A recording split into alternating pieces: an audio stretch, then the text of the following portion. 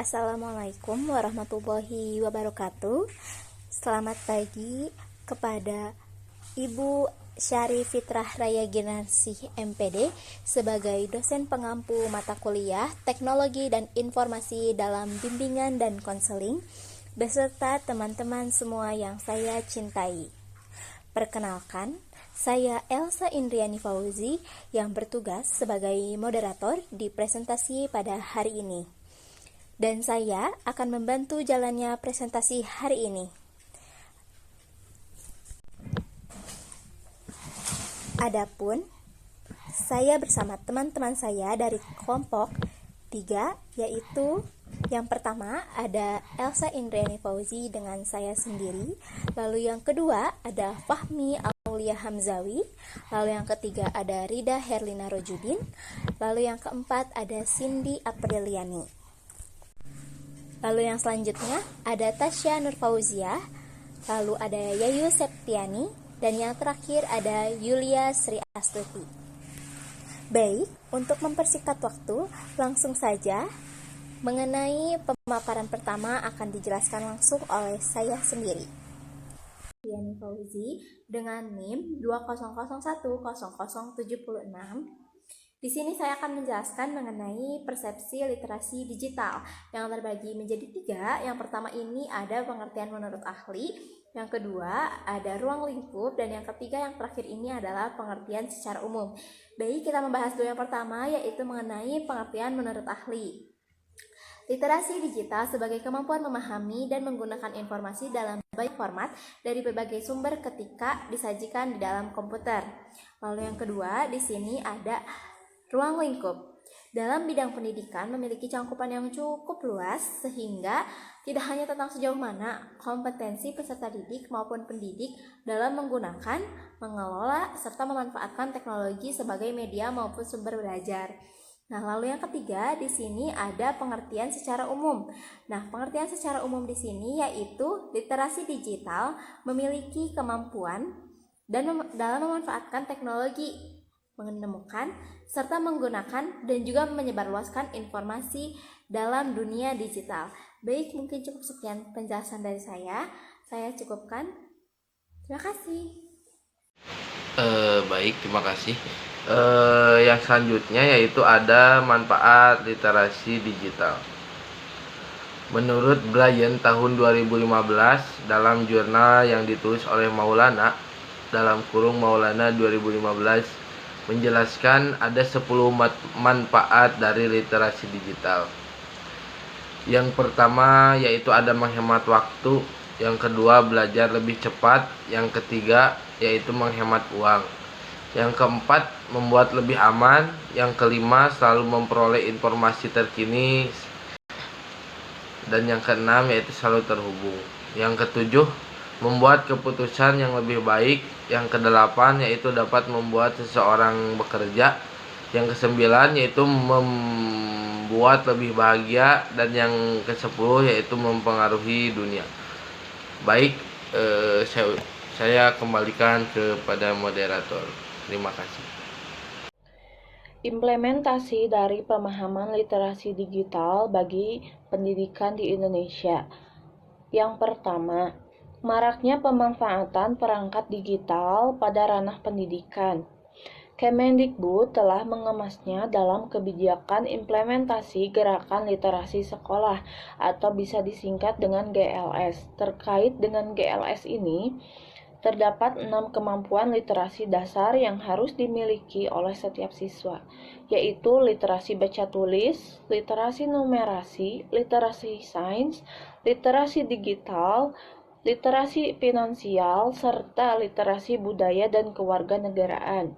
Keenam literasi tersebut harus dapat dimiliki oleh setiap siswa melalui fasilitas program kreatif dan inovatif yang diformulasikan oleh sekolah. Dengan demikian, program yang diselenggarakan sekolah dapat mendorong lahirnya kompetensi literasi pada setiap siswanya. Implementasi literasi digital diharapkan dapat memberikan keuntungan bagi seluruh warga sekolah, khususnya untuk siswa. Nah, di mana di sini juga kita Dengan adanya literasi sekolah, kita bisa menyebarkan informasi dan mencari sumber secara valid, serta diharapkan adanya literasi digital ini untuk memberikan pembelajaran yang lebih kreatif, inovatif, dan efektif. Selanjutnya, agar sekolah dapat mengembangkan literasi digital dengan baik, yaitu dengan 3 hal pembiasaan. Yang pertama yaitu mengkondisikan lingkungan yang ramah literasi. Contohnya, guru BK bisa menyiapkan mading di sekitaran sekolah yang isinya berupa karya-karya siswa.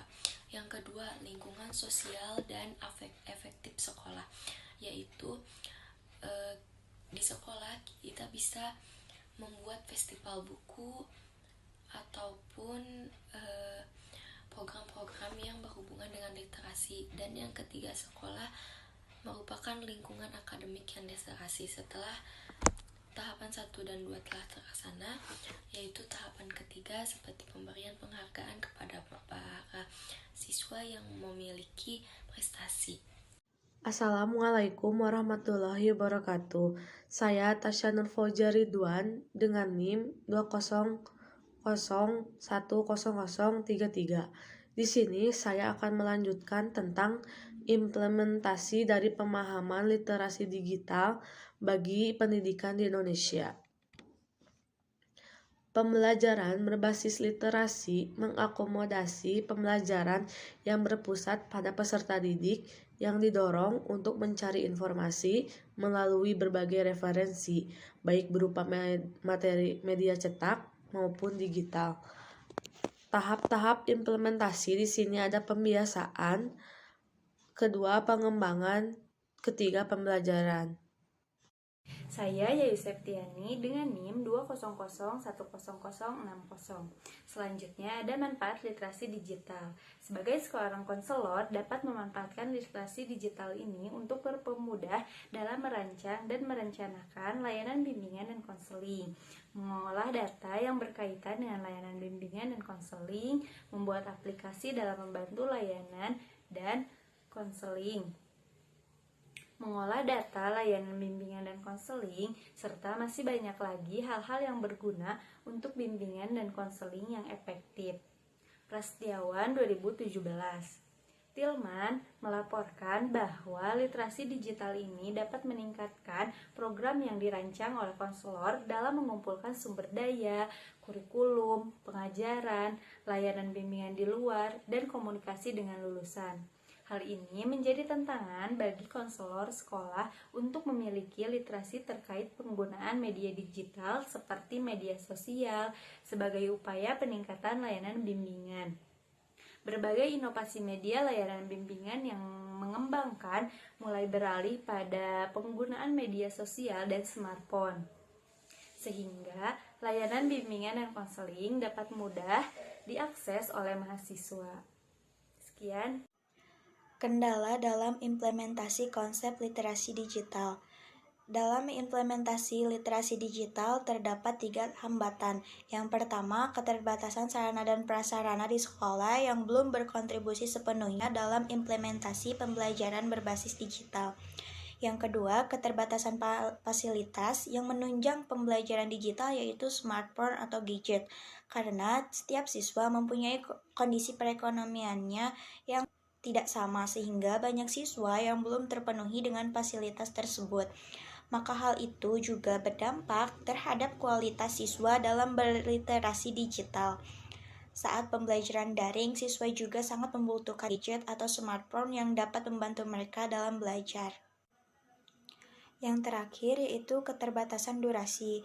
Nah, dalam pelaksanaan PTM, apabila diintegrasikan literasi digital dalam pembelajaran, maka akan banyak menyita waktu sebab keterbatasan durasi jam pelajaran.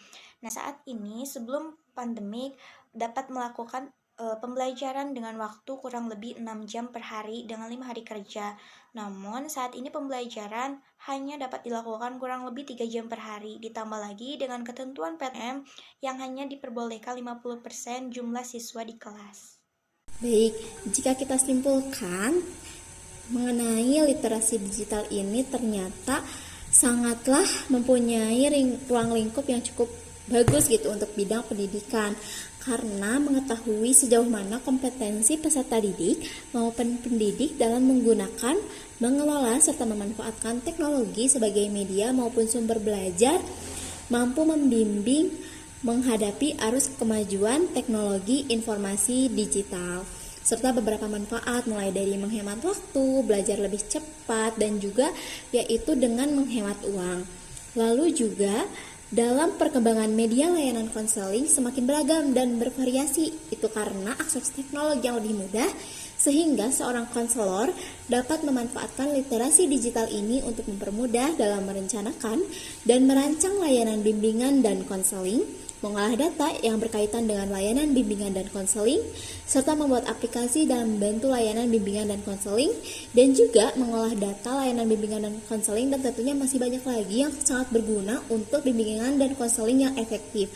Baik, mungkin cukup sekian dari kelompok kami. Mohon maaf apabila ada tutur kata karena kesempurnaan hanya milik Allah Subhanahu wa taala. Terima kasih. Wabillahi taufiq wal hidayah. Wassalamualaikum warahmatullahi wabarakatuh.